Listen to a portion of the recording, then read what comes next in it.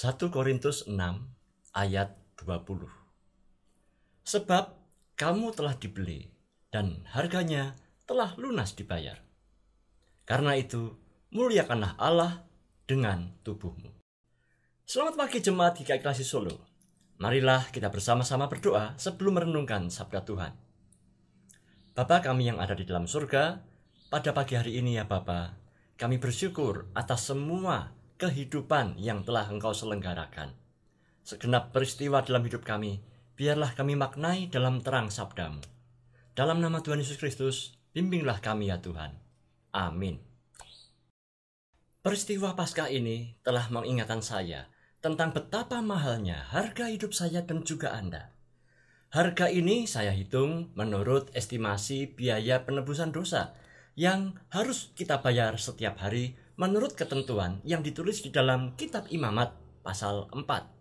Secara singkat, Kitab Imamat pasal 4 menulis bahwa Tuhan menetapkan standar pada tiap pribadi atau keluarga untuk mempersembahkan korban bakaran berupa penebusan dosa, yaitu 1 ekor anak domba setiap pagi dan setiap sore. Jadi, ada 2 kali persembahan korban dalam sehari di hadapan Tuhan. Tiap Sabat, jumlahnya ditambah 2 ekor lagi. Dan di tiap awal bulan, jumlahnya ditambah 7 ekor lagi per bulan. Jadi, kalau saya total, ada 75 ekor anak domba per bulan untuk saya pribadi dan keluarga saya yang harus saya persembahkan kepada Tuhan sebagai korban penebusan dosa. Mari kita hitung ilustrasinya. Jumlah umur saya dikalikan 12 bulan, dikalikan 75 ekor, lalu saya browsing di internet berapa harga seekor domba, Rp3.500.000. Umur hidup saya dikalikan jumlah domba yang harus saya persembahkan, dikali harganya, maka keluarlah nominal Rp141.750.000.000 untuk saya dengan usia 45 tahun, 7 bulan, 11 hari. Luar biasa.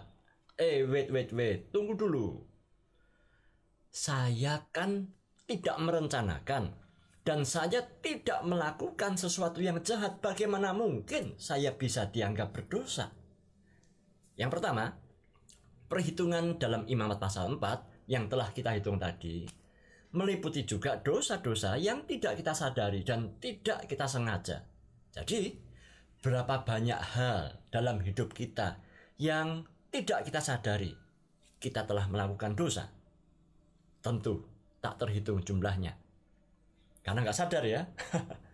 Yang kedua, dosa itu ada yang aktif, tapi ada juga yang pasif.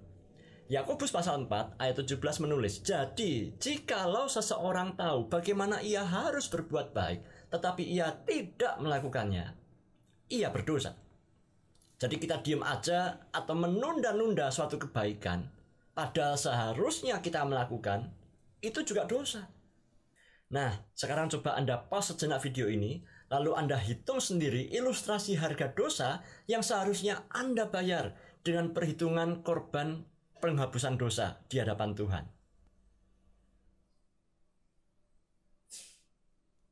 Bayangkan juga berapa harga darah yang harus dibayar oleh Tuhan Yesus Kristus untuk menanggung 8 miliar umat manusia di tahun ini. Belum lagi jika dikalikan umur bumi di sepanjang abad. Wah, luar biasa banyaknya. Karena jabatan saya sebagai pendeta atau imam, maka menurut Imamat pasal 4 ada kemungkinan saya melakukan dosa berjemaah. Karena saya telah memimpin umat saya dengan dosa yang terstruktur, masif, dan sistematis. Untuk status saya sebagai imam, Alkitab menambahkan 1 ekor lembu jantan per hari sebagai korban bakaran tambahan untuk dosa berjemaah yang saya lakukan. Status yang sama juga berlaku jika Anda saat ini menjabat sebagai pemimpin, entah itu pemimpin menengah atau pemimpin puncak di dunia kerja Anda. Jadi perhitungan dosa yang harusnya saya tebus adalah ditambah. Umur jabatan saya dikali 365 hari, dikali harga satu ekor sapi, yaitu 19 juta, yaitu 138 miliar 700 juta rupiah, plus harga dosa pribadi saya, sehingga totalnya adalah 280 miliar 450 juta rupiah.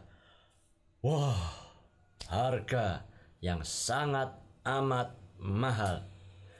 Hutang yang tentu tidak akan dapat saya bayar. Syukur pada Tuhan. Karena 1 Korintus pasal 6 ayat 20 menulis, hutang hidup saya telah dibeli oleh Kristus dan harga dosa saya telah lunas dibayar oleh kematiannya. Karena itu muliakanlah Allah dengan tubuhmu. Jadi, inisiatiflah berbuat baik, bermurah hatilah, dan berimanlah dengan teguh sebagai persembahan syukurmu atas penebusan Kristus. Selamat memuliakan Allah dengan segenap kata dan karya di waktu-waktu hidupmu. Amin.